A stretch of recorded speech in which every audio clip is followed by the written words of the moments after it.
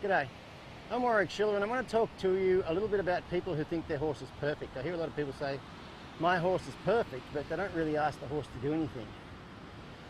You know, Albert here, my wife's little horse, he's pretty fun. He's not perfect, but he does a lot of cool stuff and pretty much does whatever I ask him to do, even though he's not perfect. But I'll tell you a little story about a few years ago in Australia. I had someone call me and this lady said, my daughter's horse, I want you to teach him to change leads.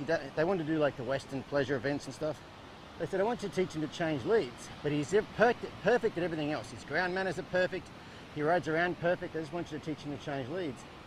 And this lady went on so long about how perfect this horse was that I really thought there's probably something wrong with it. I didn't think it was that perfect. So I said, well, I'll tell you what, I'll take it as long as you can bring it over and have you, because it's her daughter's horse, as long as you bring it over and have your daughter ride it.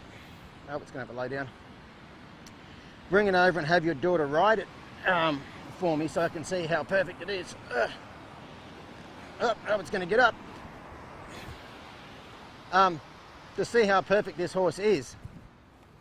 And so they brought the horse over, and when they arrived at my place, I was in a round pen working with a horse, and they got their horse out of the trailer and they stood outside the round pen and talked to me for a few minutes, and then I said, so this horse here, is that the horse you're talking about? And they said, yeah. And I said, well, in the 5 minutes your horse has been off the trailer, there was 12 times I've counted it where it's pulled the lead rope out of your daughter's hand to eat the grass, and there's 16 times I've counted where it stepped over and got in your daughter's space and made your daughter step backwards. I said, that horse has horrible ground manners. And they went, oh, we didn't really think of it that way. I said, you know, that horse is telling you what to do the whole time you're hanging on to it. But anyway, let's get on and ride it. So we get on and ride it and get into my arena, and she rides it around, and she's like, you know, when she's riding it around, she's bumping its head down and bumping its head down out of walk. And I said, just turn loose and let it walk around.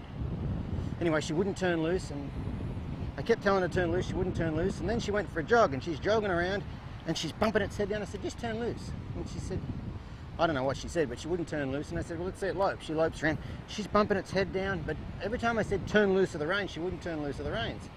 So I said, let me jump on for a second. So I got on, and I walked up, and I asked it to jog, and it jogged, and I asked it to canter, and I just had it on a loose rein, and it started bucking, and it bucked and bucked and bucked and bucked and bucked and bucked and bucked and bucked. It wasn't a big buck, but it was bucking. They bucked the arena around the arena for a good couple of minutes, you know, like 3 or 4 circles sort of thing, and it finally stopped bucking and just loped around.